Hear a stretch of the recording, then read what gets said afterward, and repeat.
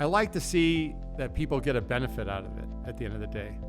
I like to see that we help state governments operate more efficiently. I like to see seaports operate more efficiently. I like to see the end driver of a trucker who depends on moving his loads being able to do 2 loads a day to 3 loads a day. And when he's more efficient, the whole supply chain's more efficient. Everyone's, working better. I think I enjoy mostly when the end user gets a benefit.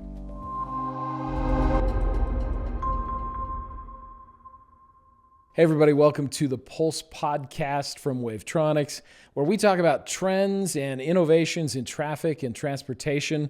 I'm Todd Hansen with Caden Baird. Today we're thrilled to welcome Taso Zografos, the CEO of Streetline. With 40 plus years of leadership and over $1 billion in innovations from E-ZPass to smart city solutions, Taso has transformed urban mobility with real-time parking data. Welcome, Taso. It's great to have you here. Great to be here with you guys. Yeah, we appreciate you coming on and spending a few minutes with us and talking about your background, transportation industry, and kind of the things that you've been working on. So I think just to get started, you have a plethora of things we could go into, your experience in the transportation industry. But I think if you could just maybe start us off with a synopsis of your background, your career, where you started, and eventually kind of how you migrated into the transportation industry. Sure. Happy to do that. Was a young engineer right out of college, and I got my first job at Lockheed Martin, missiles and space, in fact, over in Sunnyvale, California. At the time, they had 36,000 employees there, and I think they've shrunk down to about 3 right now. But it was a great career start. It was mission control, satellite operations, working with some military DOT satellites and controlling them and managing them. Did some mission control stuff there. Did one of the ballistic missile launches that was tested to impact a satellite in space and knock it out of commission. So that was kind of cool back in the day. And then moved on to work on a great program. It was one of the first programs for the military to combine all satellite communications for them, called the Milstar program. And it was the first satellite constellation satellite out launched. And we ground tested that. In fact, I had then Secretary of Defense Dick Cheney come through, and we were doing kind of a simulation test of all the various services, Navy, Army, Air Force, and the Marines, and how they can communicate through one satellite. So that was a great program. But then from there, I was asked to kind of come over to the commercial sector of Lockheed, and they were doing things like tolling and parking and other stuff. And they had a program on the East Coast called the E-ZPass program, and they were looking for a director to help them implement. And so I went in there as a program manager, and that was my first kind of commercial transportation project, so to speak. And then went on to work on other tolling systems across the U.S., got involved in parking, handheld ticket issuance devices to deploy in cities, and photo enforcement nationwide, and how to do red light camera activities. So that was kind of my entree into transportation and working with state and local governments, really. And then migrated into kind of my first key real program deployment that I'm kind of proud of was the pre-pass service, which was a electronic way station bypass program for trucks. That got me into the trucking industry, really, and that was kind of an interesting learning experience. We were able to weigh trucks in motion, identify them, verify their credentials, and use technology in a way that improved the way we move goods and services across the U.S., which eventually helps the economy and everyone here. So, weighing trucks in motion, why is that so important? Well, you can imagine, we pay taxes to maintain our national interstate system. And the road, the life cycle of the road, the asphalt itself, requires maintenance and upkeep every so often. So when you drive a vehicle that's over 80,000 pounds, you wear out the infrastructure much quicker, which means requires more money and quicker, more often to update the infrastructure. And so that's why you have weigh stations on the interstate highway system. It's to stop trucks, weigh them, make sure they're not over 80,000 pounds, and also check their credentials. By doing it in motion, you're weighing the vehicles about a mile in advance as they're moving, and you're verifying their credentials electronically in advance for those who sign up. And the good guys get the bypass. They don't have to waste time sitting around in line waiting to be weighed. And it frees up the enforcement staff to do their job more effectively for people who may not be in compliance with the regulations we have. So it's a way of using technology that both has a carrot and a stick. You incentivize in a positive way those who are good carriers to maintain good operating procedures and standards, and you kind of penalize those who don't play by the rules.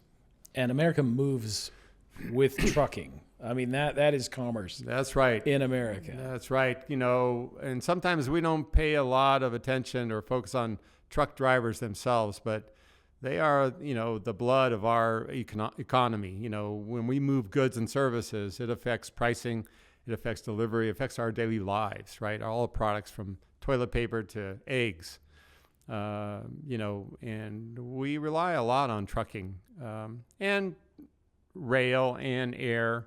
So transportation is just not just trucking. You know, it's in the maritime industry as well. You know, shipping goods across the water and also air packages as well. But all that matters. You know, trying to keep that efficient drives down cost of goods and services, affects us all.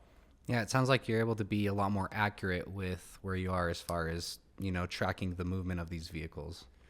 We are. Technology today evolves. You know, what we had in the marketplace 30 years ago has changed drastically, and it continues to change over time, so you kind of have to stay up on it. But what is important is finding those new innovations, those new gadgets, those new applications, and bundling them in a way that delivers services that affect our lives. And that's kind of been my focus in my career. If I had to look back on that, is how do I find what's new in the market, bundle it together, package it, integrate it, and offer a service that standalone, those technologies alone couldn't do it, but bundled with others do deliver some sort of service that's valuable. So that's kind of been my focus anyway. It sounds like you've been doing this with your current company. You're the CEO and founder of Streetline, correct? Correct. If you'd want to expound maybe a little bit of what you do with Streetline, and maybe it's integrating some of what you've just previously mentioned here, or maybe you can expound a little bit more about what you're all involved in. Sure. Streetline's a great company, not just because I'm CEO, but I have a great group of folks that work with me, and proud of them actually for all that they do. But our initial Streetline was one of the first to develop a sensor that goes in the pavement to identify a vehicle parked in a space. So an embedded hockey puck would go into the asphalt, and it would identify when a vehicle is parked in that space. Now that's good, because if you're trying to find a space that's not occupied, it's available, you're looking for parking, you want to know where that space is, and you're hoping someone can advise you where that location is for that parking space so you can get there more efficiently. Not have to spend fuel driving around, frustrated in traffic, congesting traffic more, because as more vehicles are out looking for parking, then they're embedded within the traffic flow and they're congesting it. So everyone suffers. And there's also, you know, environmental concerns too, because the more you drive, the more emissions. And so finding parking more efficiently is great for a whole lot of reasons. There's the other aspect of penalizing those who stay in a parking space beyond the time they're supposed to, because we want to make sure that parking is available for everyone within the guidelines. That's why, you know, if you're not supposed to park more than 2 hours, it's to allow others to be able to park there as well. So if you overstay, we want to know who that is. And we want to target enforcement, which helps municipalities identify scofflaws, people who don't play by the rules, and issue a ticket. Now that's great for city coffers too, because they get more tickets, more revenue, and can help out with public services within a municipality basically too. So there's the carrot and stick argument again.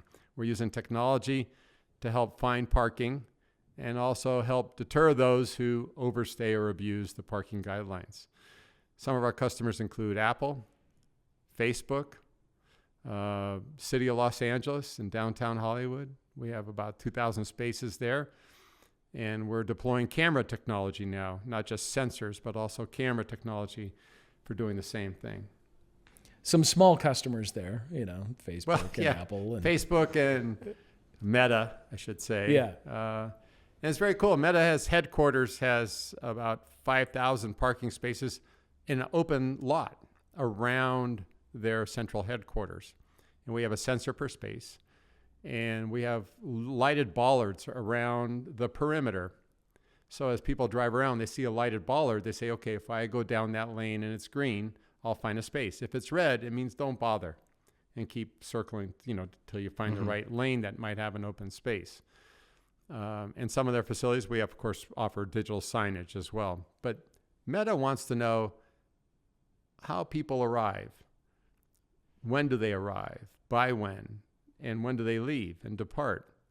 And we're also using our sensor capability to do valet parking, because sometimes they have more people than they have available parking, and they need to park vehicles in a valet within the lanes and actually know where there's available space to move those vehicles. So it's great to help corporations like that. They value the time of an individual. Instead of wasting time looking for parking, get them into the office to do their work. And that's, savings for them productivity-wise as well. So Apple and Meta are keenly focused on productivity time of their employees. Are you in any airports? We're not in any airports. Man, we need that in airports. Yeah. I spend so much time driving around trying to find We're not in parking. any airports, but one thing we don't do, and we can do it, is you might have seen those Christmas lights in parking garages. Those are great. You can visually see a red or green light, but it requires a lot of infrastructure to do that. You actually have to deploy a whole set of wiring and cabling in there to enable that to happen. That's great for parking garages, but it's not good for open lots. You can't deploy Christmas lights around an open parking lot. So airport parking lots are good for us, not just for sensors, but also for camera detection, because we can use a camera to look at 20 or 30 spaces versus a single sensor in each space. And both do very well. We're using camera technology today for trucking. So I'm coming back to trucking again, but trucking is a big issue in the U.S. where truck drivers have to find parking. And it's very difficult for a trucker to take their semi, get off the freeway, and search for a good, clean, safe place to park. There was a story of an individual who parked their truck somewhere and he was killed because it was unsafe. Finding a clean, safe, secure place to park your vehicle is really important to the trucking industry. And there's not enough trucking out there, enough capacity. So how do you take what you have and make it more efficient for someone to find a space? So we're using technology today to identify where there's available spaces and being able to communicate that to the trucking industry so they can have a fighting chance of finding good spots easily without taking a lot of time. And diesel fuel is expensive, and diesel emissions are not safe, right, for all of us. So helping drivers do that is really important to us. In helping solve this parking issue with truckers and vehicles alike, how far with Streetline is your reach? I know you're visiting us from California, but then you've mentioned Los Angeles and some of the work you've done, but how wide or how far does your reach at Streetline go? So Streetline, we do most of our works in the U.S. We're looking at some work in the EU right now, but we're very, very selective on that.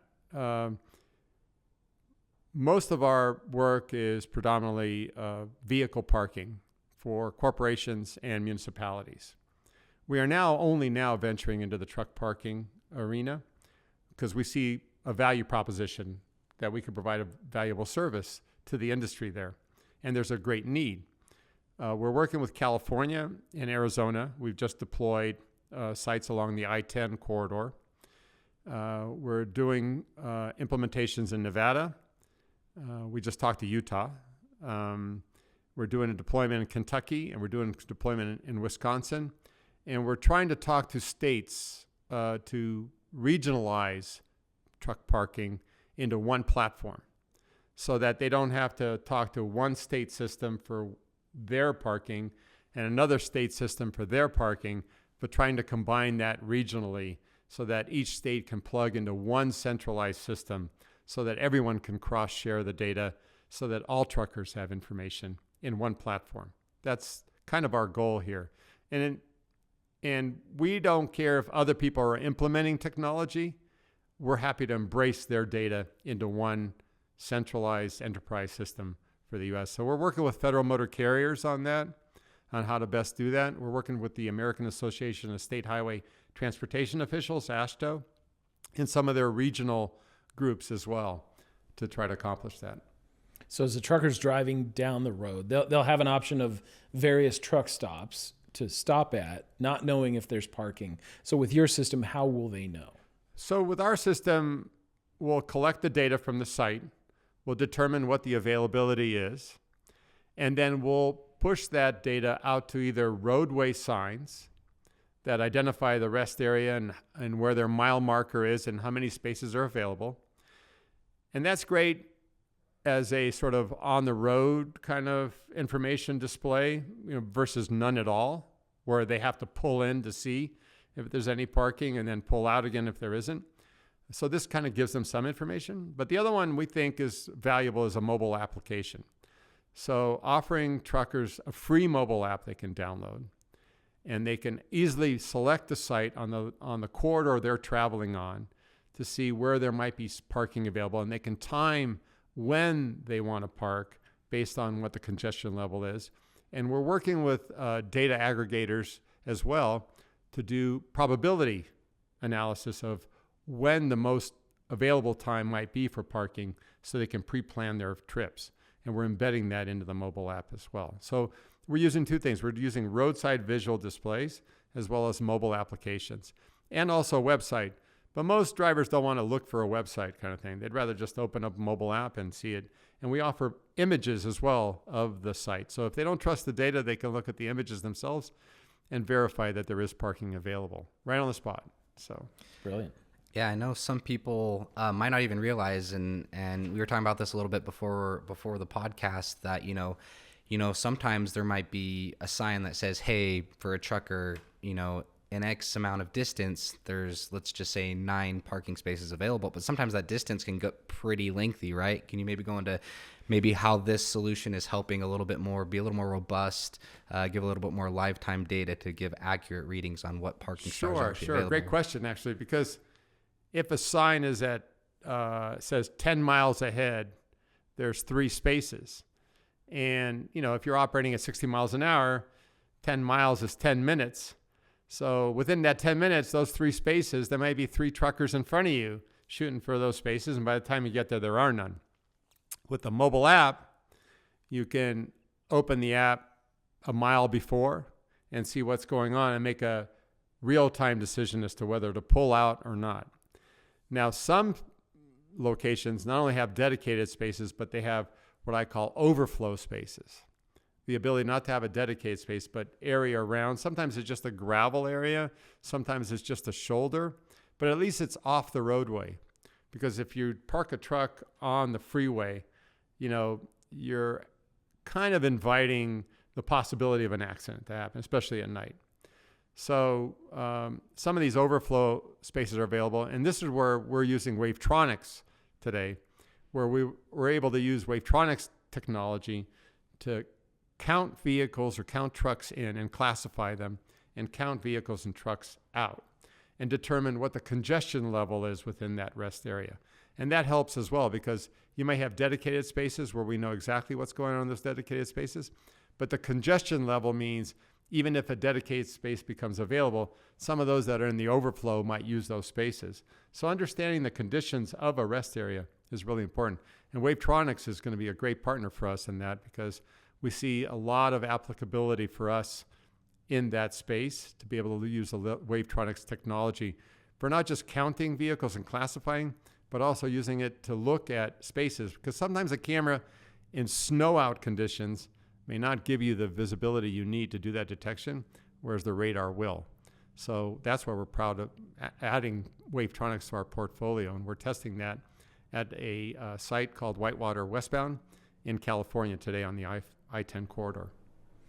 Until doing prep for this podcast, I never put together the association of parking to traffic, and pulled some information off your website that says 30% of all traffic is caused by drivers hunting for limited parking. Blows my mind. It is true. It is true.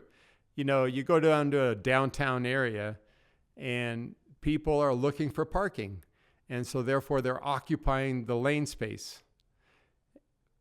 Predominantly nowadays, we're all shopping from Amazon and we're waiting for deliveries by FedEx. In New York, for instance, lanes are stopped because delivery trucks can't park. They can't find parking in yellow zones. Cars can't find parking. And so they're constantly looking around and they're just congesting the traffic flow. And, you know, it's got a domino effect, basically, right? So you have cars on the roadway, cars who are looking for parking, cars who are trying to move, and all of them are spewing emissions into our air. And from an environmental standpoint, it's bad. Fuel expense is bad.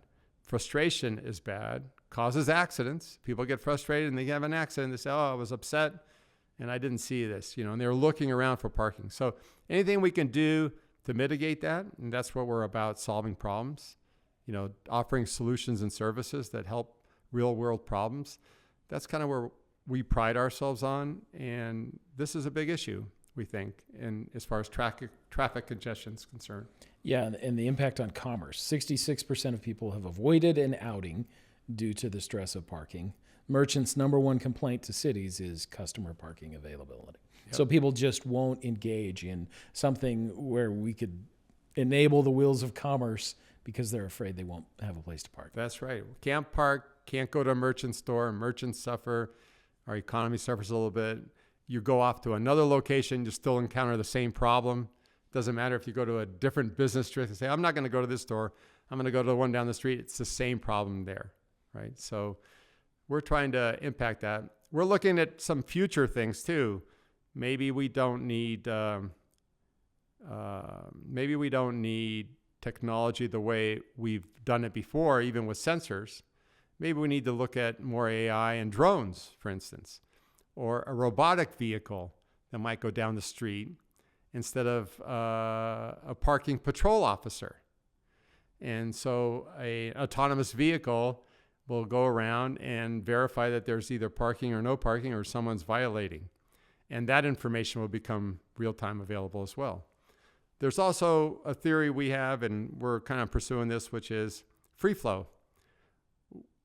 Today, or in the old days, we used to use a tag for tolling. The tag would be in the vehicle. You knew it was assigned to a certain person in their vehicle, and when they would go through a toll booth, you could identify them and charge them a fee. Well, now we're using license plate reading technology, right? You don't need an actual tag. Well, imagine being able to park and not have to put money in a meter. So now cities don't have to spend money on meters. People don't have to put money in meters. They don't even need to open an app.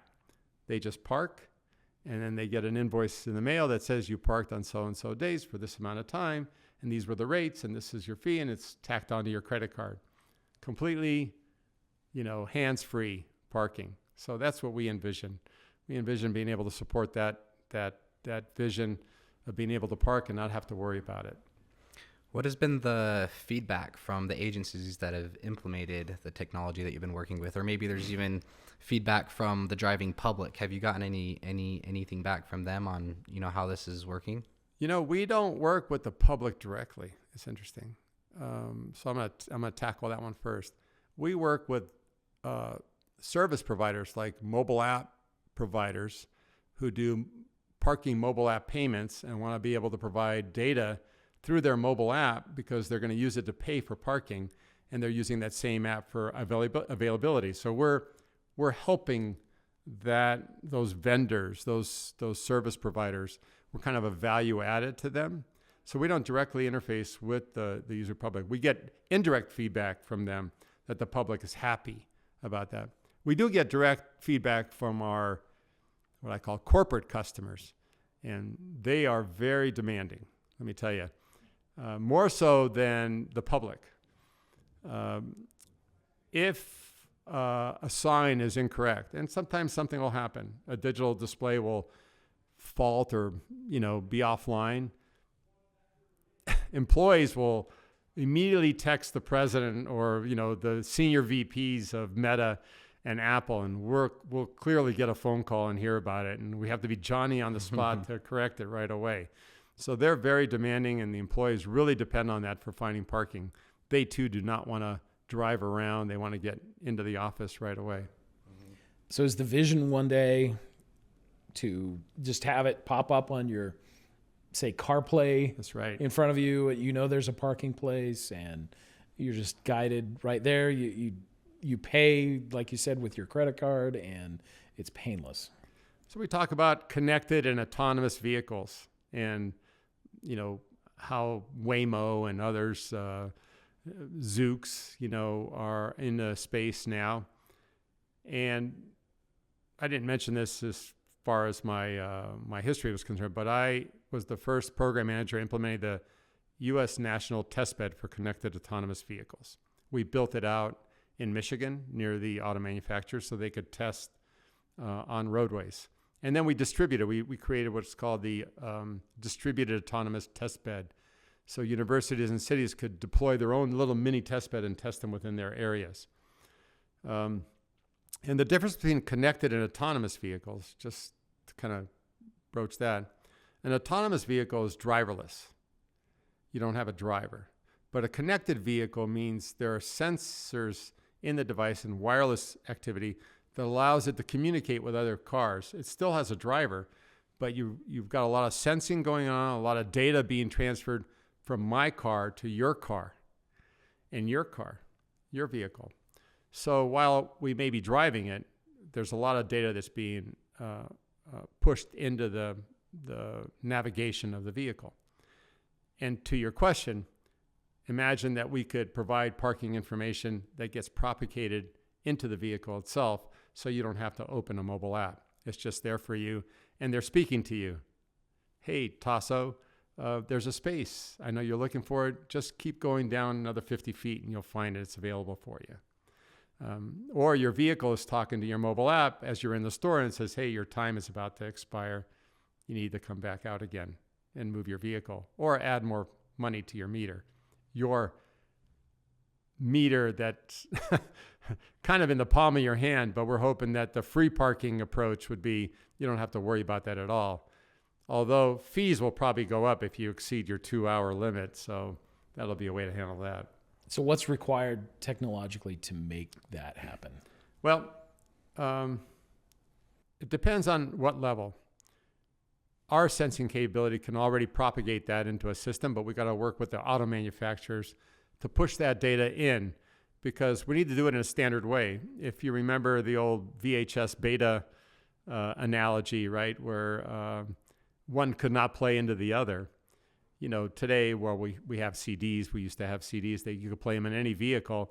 You want to make sure that the data can be transferable in a standard way across all vehicle manufacturers. That's one thing. The other one is safety and security, to make sure that the data is secure so that people don't get access into vehicle systems and do something to them to disrupt vehicle operations in a wrongful way. We are working with the auto manufacturers now to try to standardize that data flow so we can take parking data and make it part of their systems within vehicles, so that they can adopt that in a very standard way, and it could be available to all, not just ourselves. So for any parking solution provider. So we're not just trying to keep it to ourselves. We're trying to make sure the standards are available for everyone. We believe that everyone gains in that. We get to participate, we get to advocate for that, but everyone gains in the marketplace. How far into the future do you see this? I see that within the next 3 or 4 years. Wow. Really do. It's at the cusp of happening, and I really see it happening sooner than later. Sooner for connected vehicles, for sure. Autonomous vehicles as well. But the ability for an autonomous vehicle to follow that direction and look for that parking space might be a little bit trickier. That's all. I think all of us know how to park better than autonomous vehicles do at this point. You've talked about the need for adding new technologies for solving future traffic problems. And we've talked a little bit, at least up to this point, on how you're helping solve some of those problems with not only using new technologies and sometimes using those with older technologies. I think it kind of in two parts. One, you kind of circling back to, you mentioned starting to use Wavetronics radar in a lot of your projects. How has just radar technology in general helped be a difference maker in solving a lot of the projects that you're working on? And then second, looking towards the future of the traffic industry and a lot of the problems that will present themselves, where do you see new solutions being solved through other forms of new technology, especially with the coming of automated vehicles, connected vehicles, and all of that? Sure. It's a great question. So Wavetronics, we relied mostly on sensors originally, but we had to evolve into camera technology, vision AI. And we didn't know much about radars, to tell you the truth, until we started talking to Wavetronics.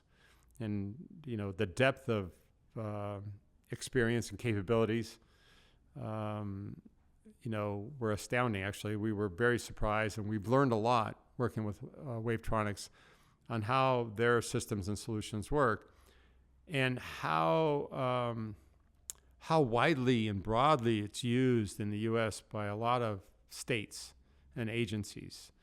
And being able to take what's already out there, that's broadly adopted, into the parking arena. So we're looking at traffic patterns on freeway networks based on Wavetronics data, state data by Wavetronics, to determine what the probability of demand might be on a rest area for parking, what the demand might be on areas of shopping based on the freeway congestion. So that's been very useful. The other is, it's not just parking, but it's logistics and supply yards and depots who want to know what vehicle counts and classified vehicles are moving into the direction of their what I call logistics centers. Amazon and others really want to know what the freight movement is within their logistics supply centers and outbound. And Wavetronics, we see that becoming a very useful tool. And that's why we're keen and very interested in working with Wavetronics on that, because it's not just about parking. It's about mobility. It's about logistics. It's about the supply chain. It's a whole ecosystem in transportation. And it's the movement of vehicles and the ability to find the last mile, and finally parking. So, all of that is tied together. And I think Wavetronics is going to be a great partner for us as we move down this visionary pathline. Have you incorporated artificial intelligence into the solutions you provide? We have done some AI, not any artificial intelligence as far as, robotics, so to speak, but AI as far as vision detection and machine learning. We're training the vision detection capture to identify a truck. What kind of truck? Is it a box? Is it a trailer? Is it a container? What kind of container? A chassis. We're trying to do facial recognition of vehicles.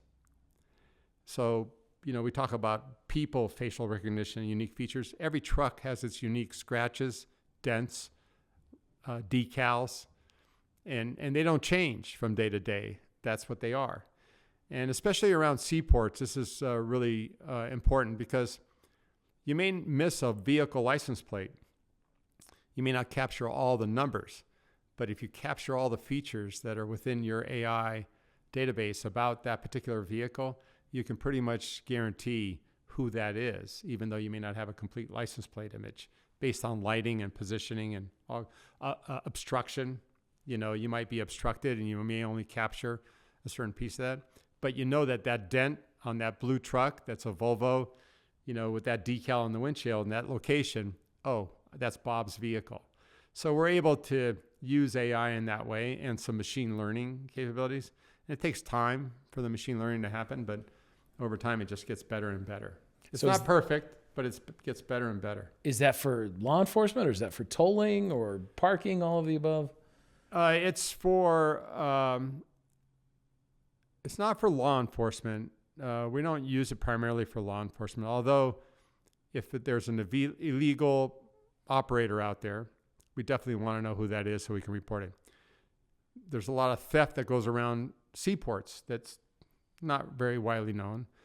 But when you steal a container and you're using a truck, people want to know who that is.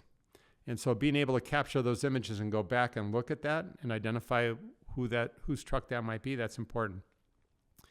That's on the enforcement side. What really happens is, imagine at a seaport, imagine you're in an airport and you wake up one morning, you turn on the lights at traffic control and you go, okay, let me see who's waiting in line. That's not really how we want to manage air traffic control, right? It's scheduled and programmed. Well, seaports don't operate that way.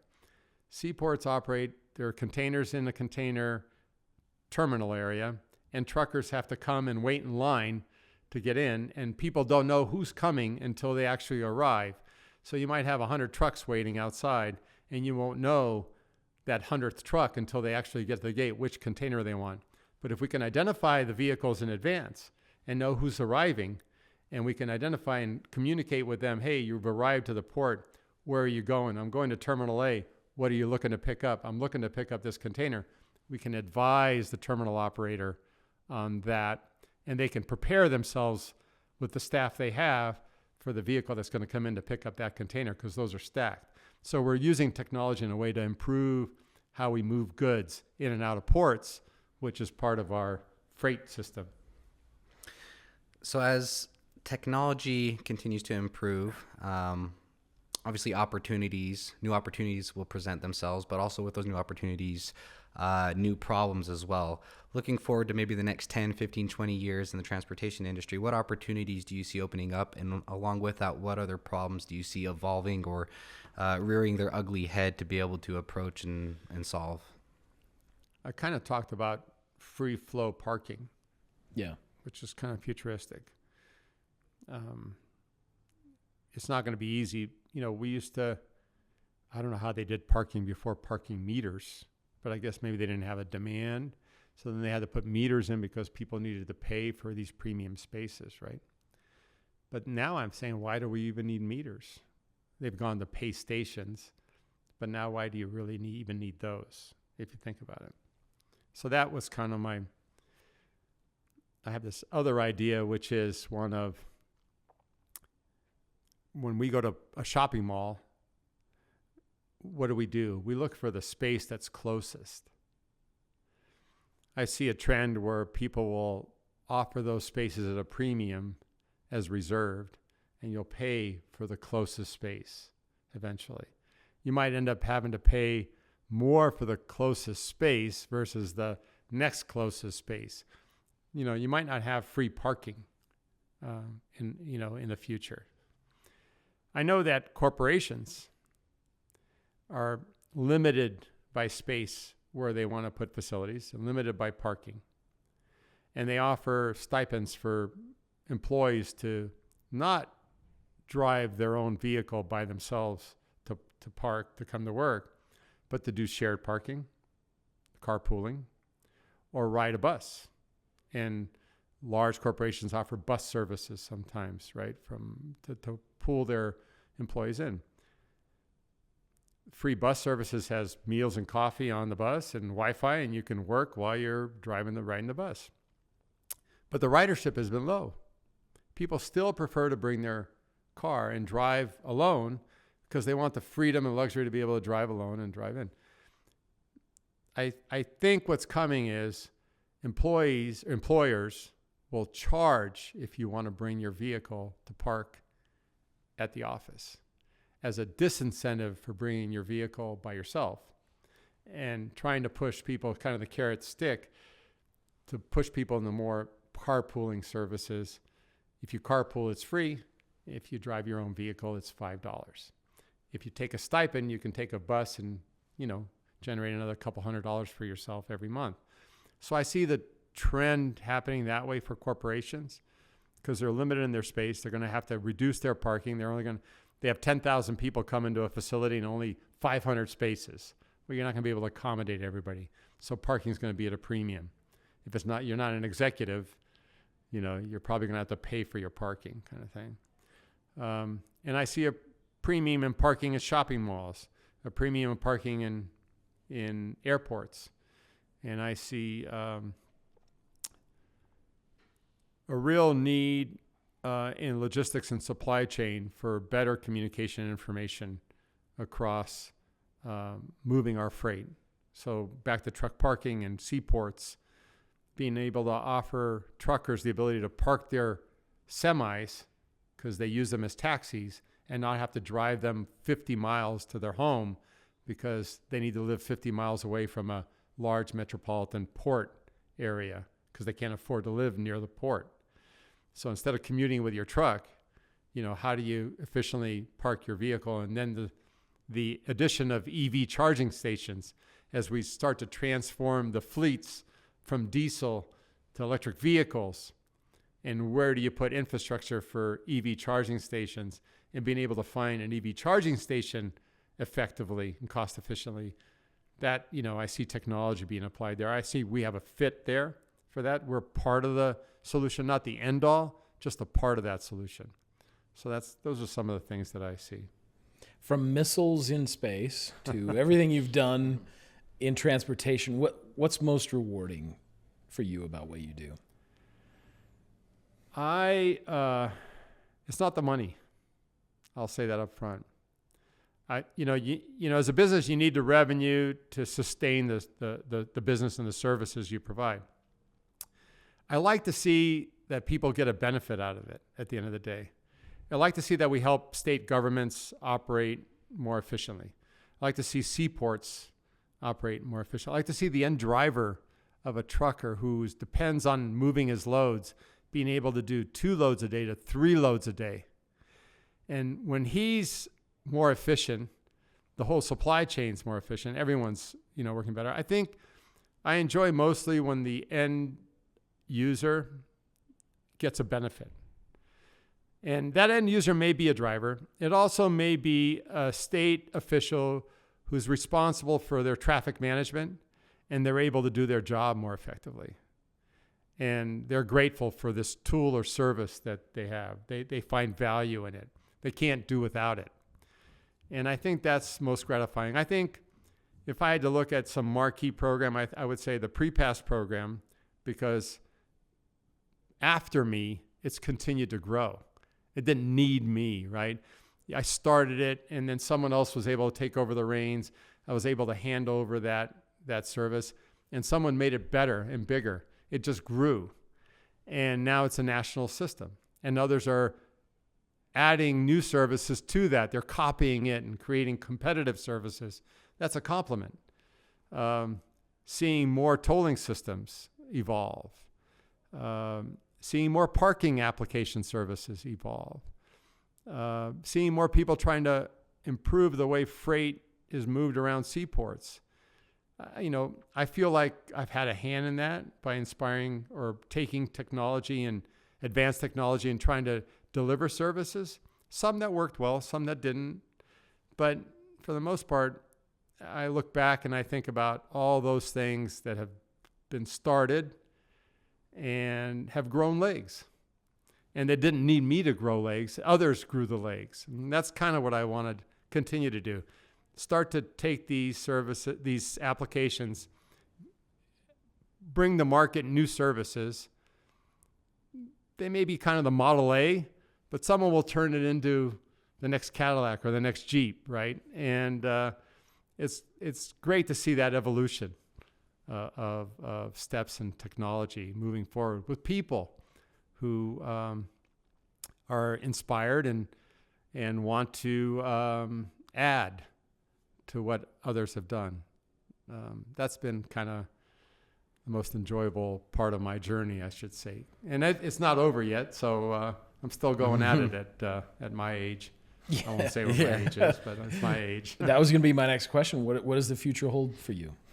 I'll probably be working till your wife says it's time. My wife says it's time to end it. I'll say one more year. I'll just keep doing that halfway to the goal line. We'll see how far it goes. But I'm enjoying it. So as long as I'm enjoying it, and as long as I can do it, as long as I can be helpful, as long as there's new problems to solve, I'll be at it. Just like soccer, right? Just like soccer. He's a soccer player. Yeah, I'm an avid soccer player at my age. Soccer player. I love it when I get out on the field. I never used to hear people cheer me, but now they're cheering me, and I go, why are they cheering me moving the ball? And I finally realized because I have gray hair and I'm old, and they're younger guys, and so they're kind of cheering me on, which is kind of nice to hear. Maybe they know you've helped them get parking to the soccer game. maybe true. They're applauding you that way. It could be true. It's all right. It sounds like this keeps you young. Soccer and keeps me loving young. what you're doing. Loving what I'm doing. And I think it's important, like you brought up that point where everything you're doing, and I think what most of us in the transportation industry do is ultimately the end goal is to help people, the common public, right? But every person, there's a face and a story and a name to all of those, all of the people that you're impacting. And I think that that's a great testament to the work you've done, being able to build things that regardless if you're involved or not, they last into perpetuity. And so I just like to congratulate on that. Congratulate you on that. And it's, I think it's just a testament to the work you're doing and the effort you've put into making the world a better place. Thank you very much. I'm going to draw an analogy to soccer, though. You made me think of this. My dad used to call it the beautiful game. Others did too. And my dad was a big soccer player, so he got me into soccer. But nothing happens in soccer unless the players themselves all work together. And if I can draw an analogy on soccer, no one just scores a goal by themselves. It requires the entire set of team players working together, kicking the ball one place to another. Sometimes people make mistakes. They lose the ball or they don't kick it right. But eventually everybody's working together. And that's kind of how winning teams succeed. And I kind of liken that to what I'm doing in my space with my team, and others are too as well. Successful companies, successful teams work together. And they play hard together. And they're individuals who compete, sometimes with themselves, sometimes with their own players. But they find a way to work together, and they make good things happen. And so that's kind of my analogy on the soccer play. Maybe that's why I like soccer so much. It's really a good team sport, but yet you're competitive with yourself as you're playing. You're trying to be a better player, but you're also trying to be a good player with your other player to make them succeed. So I love that part of it. It's a good teamwork analogy. Yeah, and I love that about your company, how it's not just your team at your company, but you're collaborating with so many different entities and innovating and thinking about things in a way that maybe others haven't. We are. Our success is dependent on innovators or technology or solutions providers or technologists, Wavetronics, for instance, signage manufacturers. They're all various kinds. Even other sensors. We have our own sensors, and we use other people's sensors to do this, or other people's cameras and other people's modems. We take all that together and we integrate it. We don't care. We're happy. It's a large ecosystem. So we're all doing our piece. We're all specialists in our own areas, and we're combining those strengths. And they're all part of that, by the way. It's not just, hey, sell us your components and we'll go do what we do. We make them a part of the process transparently. We're working with Wavetronics engineers. We're working with Swarco digital signage providers or Bosch camera maker, Axis camera makers. They're telling us what they're doing new, and we're integrating all that lessons learned into our portfolio. So it's great. Well, we're super grateful that you agreed to spend some time with us here and talk a little bit about your background and what you do. Hopefully the audience has found something a little insightful. There's a lot of really good nuggets in there in our conversation. Before we wrap up, is there anything else that you would like to add, maybe that we've touched on, maybe that we haven't yet, that you'd like to throw out there for the audience? No. Thank you very much. It's been great talking to you both. I really appreciate the opportunity. Thank you so much for having me. And I really appreciate the opportunity to be able to communicate and share some of the stuff I've done for others to hear as well. You know, we all have experiences. We've all learned lessons along the way. And at my age now, I want to share that as much as I can. So thank you for giving me the opportunity to do that. Really appreciate it. Thank you. Fascinating conversation. And thank you for joining us on the Pulse podcast from Wavetronics. We'll see you next time.